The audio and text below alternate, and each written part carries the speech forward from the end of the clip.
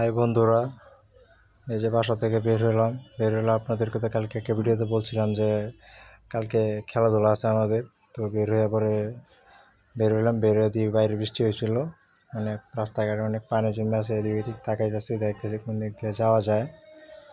তারপরে হাঁটা দেখতেছিলাম দিই কোনো গাড়ি যাওয়া যায় কিনা। আর পানি ঢাকা শহরে জমলো তো বুঝানি, রিক্সাওয়ালার কি দাম বাড়ে, তারা সহজে যাইতে চায় না। ঘুরতে ঘুরতে চলে আসলাম চাইনিজের সামনে দিকে অনেক পানি, রাস্তা পার হইতেছি, পার হয়ে আবার ওই পারে গেলাম। পরে এপারে ওদিকে অনেক পানি, মানে কোন দিক দিয়ে যে যাবো মানে রাস্তায় খুঁজে পাইতেছি না। পরে ভাবলাম পানি দিয়ে যাই, যেহেতু খেলতে গেলে তো শরীর টরীর মাখবেই, তো পানি দিয়ে যাই। পরে যাইতেছিলাম, পরে আবার চলে আসলাম শহীদ মিনারের কাছেই চলে আসলাম। আইসা এখানে আবার আমাদের শহীদ মিনারের পাশে আবার আর্মির ক্যাম্প। আর্মি আবার আমাকে শখের আর্মিদেরকে দেখতে ভালোই লাগে, কারণ তারা খুব নীতিবান, তারা সৎ, তারা কোনো অসৎ কাজকাম করে না। তারপরে এদিকে কতক্ষণ আর্মির ওইদিকে কতক্ষণ দেখলাম ঘুরে দেখে, পরে এদিকে হালকা পাতলা পানি। পরে শহীদ মিনার সাইড দিয়ে হাইটা পরে যাইতেছিলাম। যাই পরে এই যে রাস্তাঘাটে দেখছেন বৃষ্টির পানি, জায়গায় জায়গায় বৃষ্টির পানি জমে আছে। তারপরে পড়ছি কাছাকাছি শহীদ মিনারের। আরও আমার জন্য অপেক্ষা করতে বারবার ফোন দিতেছে যে আসেন না কেন এখনও। আমার ঘুম থেকে উঠতে লেট হয়ে গেছে দেখে ওরা আমার জন্য বসে আছে সবাই। শহীদ মিনার আইসা দিকে কেউই নাই, সব ফাঁকা। ওরা আমি ওদেরকে খুঁজতেছিলাম যে ওরা কই আছে। মানে শহীদ মিনারের বৃষ্টিতে পানিতে ভরে গেছে মানে হাঁটবেও যে হাঁটার জায়গাটাও নাই।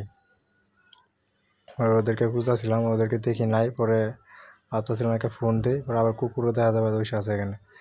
ভাবতেছিলাম ফোন দিয়ে দেখি কই আছে ওরা। ফোন দিলাম, ওরা বললো যে বুলার চেক মাঠে। তো বুলার চেক মাঠের ওই দিকে যাইতেছি। তো এইদিকে যাওয়ার পথে দেখি সব দিকেই পানি, চারিদিকে পানি। মানে বলতে গেলে দেশগ্রামের বন্যার মতো অবস্থা হয়ে গেছে। মানে সারা রাত অনেক বৃষ্টি হয়েছিল, এত পরিমাণ বৃষ্টি যে মানে মানুষ যে চলাফেরা করবে একটা। আমাদের আবার শহীদ মিনারের পুকুর আছে, পুকুরে অনেক পানি জমে গেছে, আবার শাপলা ফুল চাষছে, মানে দেখতে অনেক সুন্দর লাগে এখন। বৃষ্টির দিন পানি ভরা থাকলে মানে পরিবেশটা অনেক সুন্দর লাগে দেখতে। আবার আজকে একটু পানি বেশি হয়ে গেছে, এই জন্য মানুষ আসতে পারে নাই। অনেক মানুষ থাকতো শহীদ মিনারে, দোকানপাটও থাকতো। একটা দোকানপাট নাই যে কিছু কিনে খাবো। তো ওর এই অবস্থা, হাঁটা শুরু করলাম। এই দেখেন কি অবস্থা, মানে বন্যার পানি বলতে গেলে এক হিসাবে। যে সেখানে যেরকম বন্যা চলে আসে ক্ষেতের মধ্যে, এরকম বন্যা দেখা যায়। পরে আমি যাইতেছি, ভাবতেছি পরে চড়া যায় কিনা, কারণ এটা তো টাইস করা, পরে গেলে ব্যথা ট্যাথা পাওয়া যাব। এক হিসাবে বলতে গেলে পুরো নদী এটা, এখানে কি পরিমাণ পানি।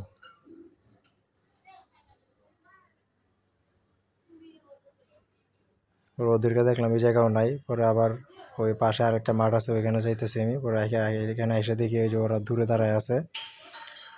তারপরে আমি জুম করে দেখলাম যে ওরা ওই যে আমার জন্য অপেক্ষা করতেছে, আমার ডাক দিতেছে এদিকে।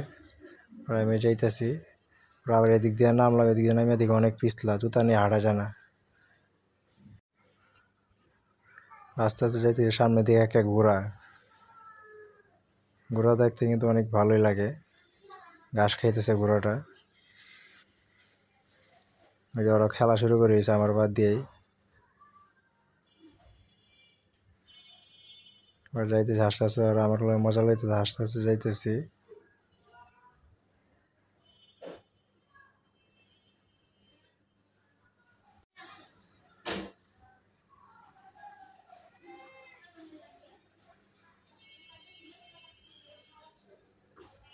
এই যে ঘোড়াটার সাথে একটু কতক্ষণ ভিডিও করলাম।